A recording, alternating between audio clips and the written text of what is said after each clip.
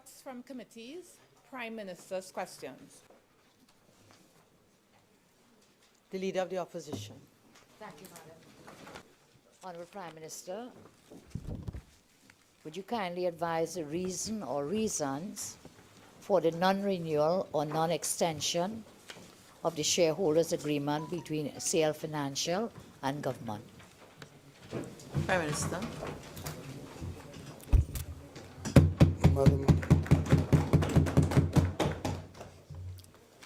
Madam Speaker, since the expiration of the last shareholders' agreement, to date there has been no agreement between the government and the shareholders on the way forward. But as you know, Madam Speaker, the terms of the shareholders' agreement require discussion before a new agreement or an extension of the previous agreement, before they can be finalized. I can advise that the discussion between the parties are ongoing. Leader of the Opposition. Thank you. Honourable Prime Minister, would you kindly indicate whether there are any disadvantages to that agreement not being renewed and the time frame since it's lapsed or since it's expired? What I could indicate, Madam Speaker, is that there are requirements for agreements. One person can't agree. And my advice is that every time this agreement expires and comes up for renewal, the other parties have a variety of changes and positions to advance in furtherance of an agreement. That process is ongoing. Member for Couva North. Could the Prime Minister identify the number of new shelters, rehabilitation centres and safe houses currently under construction in order to prevent and protect our men, women and children from domestic and sexual abuse and violence? Prime Minister. Madam Speaker, there are 7 shelters and safe houses being prepared, and they are at various stages of completion and construction. 2 are new construction, and 5 are residential homes which are being refurbished. The dormitories at the YTC are being refurbished to meet the national standards for a rehabilitation center for male young offenders. That work is far advanced and close to completion. 3 dormitories have already been refurbished and outfitted. And the Office of the Prime Minister is collaborating with the Ministry of National Security for a rehabilitation facility for female young offenders. Member for Couva North. In light of recent statements attributed to have been made by the Prime Minister related to the high incidence of violence against women, does the Prime Minister intend to hold a national conversation with women groups to explain his stance, and if so, when? I would be assisted, Madam Speaker, if the member could identify which particular statement she's talking about. I made a lot of statements. Mr. Prime Minister, the one where you alluded to women should choose wisely and you are not in their bedroom and their choice of men, they have asked for conversation with you. Madam Speaker, if I may comfort my colleague from Couva North, before becoming Prime Minister and as Prime Minister, I have had many consultations with women, and I have been in consultation with women's group, and I will continue so to do.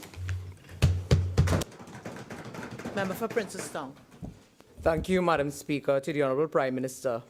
In light of the attempts made by Women's Group to meet with you to speak on the issues of domestic violence, could the Prime Minister indicate why today on coming to the park?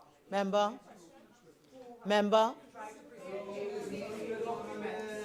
That you have refused to answer and sympathize or indicate what is government's policy to deal with domestic violence. Is that how you intend to deal with it? Madam Speaker, Madam Speaker,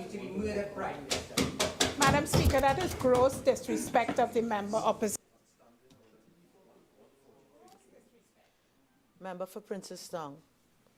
I'm sure you're quite aware of the standing orders, particularly when the Speaker is on her feet, that you resume your seat. I would ask you to reconsider your breach. It's very early in the proceedings. If you withdraw your question and you apologize, we can continue.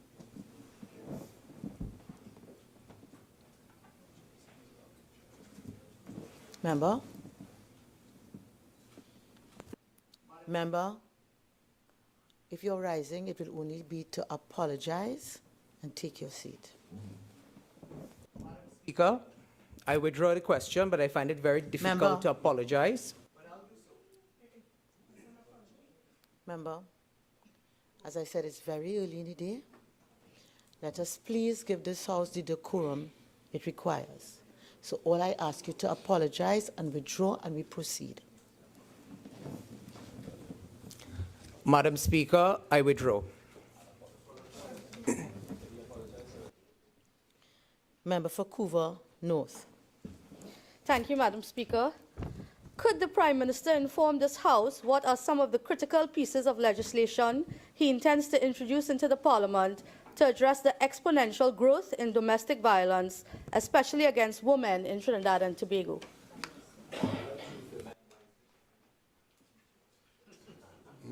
Madam Speaker, any offense that we are aware of being committed against women in the context of domestic violence, such offenses are currently covered by existing legislation. And to the extent that there is need for any further review as we go along, we do so. But insofar as violence against women is concerned, this country is liberally served by a series of pieces of legislation. Member for Couva South. Thank you, Madam Speaker. Could the Prime Minister advise this House as to the status of discussions between the government of Trinidad and Tobago and the Canadian-based recruitment agency Hire Pro Drivers to fill 35,000 vacancies, which was promised by the Minister of Labour and Enterprise Development to be concretized and cemented by December of 2016? Prime Minister. Madam Speaker, I am not aware that the Minister of Labour promised any 35,000 jobs to anybody to be concretized by any time. If the member has other information, then he can put that forward. I'm not aware of that. Couva South. So, Madam Speaker, is the Prime Minister telling this House that he is not familiar with the commitment that was made by the Minister of Labour in the budget presentation of 2017? Move on and ask us And another supplemental question. Is the Prime Minister aware that Hire Pro Drivers was under investigation by the Alberta government, the neighboring province of British Columbia, over its offshore recruitment practices and allegations that it sought a fee in exchange for job placement services?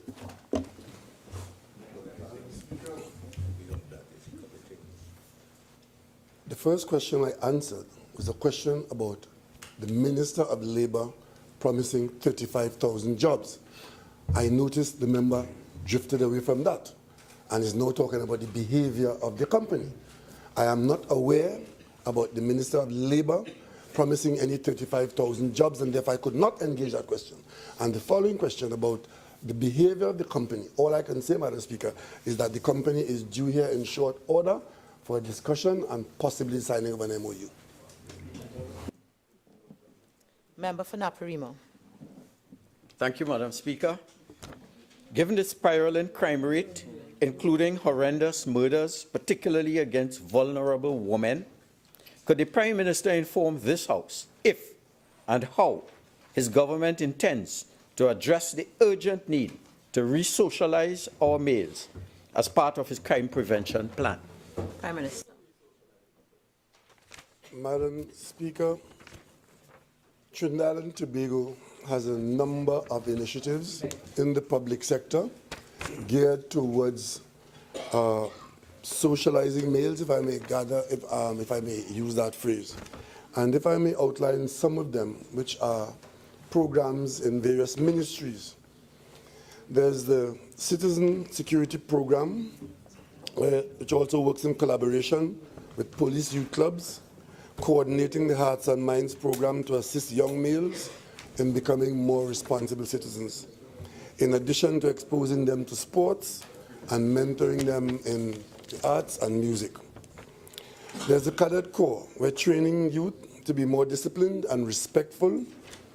There's MILAT, which is a military-led academic training helping young males to be better citizens. There's the Civilian Conservation Corps, which also is helping males to be better and productive citizens. And there's the police, prison, fire and fire service, youth and fire youth clubs, which are training the minds of young males to be better citizens. These are specific programs outside of the many other initiatives in the Ministry of Sport, in the Ministry of Education, in the Ministry of Social and Family Services, and together, Madam Speaker, they represent an impressive offering by the state. Member for Nafrin. Thank you, Madam Speaker.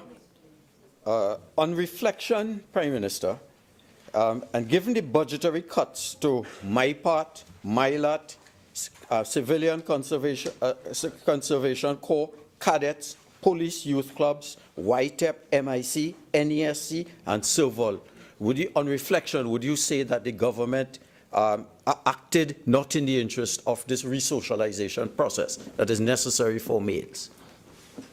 I would not say so at all. I would acknowledge that there are many things that we would like to do and do more of, but given the reality of the significant reduction in the exchequer account and the loss of revenues, all aspects of national life has been asked to take some kind of reduction, and much as whether it's medication in the hospital, whether it's paying teachers for after-school classes, the police service, all areas of expenditure have been affected, and what we are expecting is that we would eliminate waste, corruption, and do more with less. Given that thank you, Madam Speaker. Given that the Prime Minister said that there have been cuts to many of these programs in the context of the budgetary constraints that you face, is there any attempt to measure the results of these organizations to ensure that the monies that you put to them are targeted to give an output that is desired? Ministries are required to account for the funds allocated to them, and I expect that the management in the ministries will ensure that there's measurement and there's value for money. Prime Minister, you made reference to programs in the Ministry of Education designed to resocialize males. What specific program in the Ministry of Education is there that will serve to prevent males from becoming abusers or engage in domestic violence? It would be inconceivable that we could be having in the school system thousands of teachers and thousands of students, and the behavior from discipline to empathy to general human behavior not being part of the general teaching in the schools. And I can tell you that is part of the schools program, starting with discipline and appreciation of your fellow man. Member for Caroni East. Is the Prime Minister aware that in the Ministry of Education that the areas of citizenry development and character development in the primary school curriculum, is he aware that that has been removed as a result of the changes in the primary school curriculum? I'm not aware of that, but I do know that in the primary school that character development is a part of the training that all young people go through.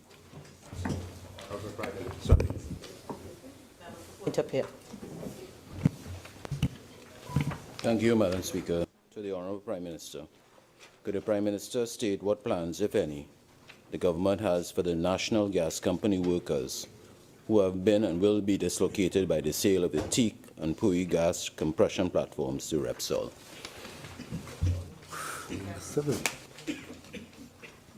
Madam Speaker, I'm not aware that the purchase of Repsol is tied to any teak and pui plantation, but insofar as there's any disruption and dislocation, I'm sure that the company will ensure that the interests of the workers are taken care of. Member for Point of View. Thank you, Madam Speaker.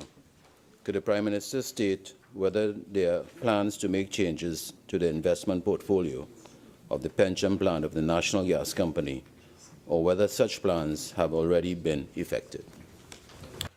Madam Speaker, I'm aware that the management and the board of Petrotrin are reviewing the pension plan, but as of this time, NGC, sorry, the board and management of NGC are reviewing the pension plan, but as of this time, the company has not advised the government of any firm decision to make the kinds of changes engaged in contained in the question. Urgent questions. Member for Point of Vale.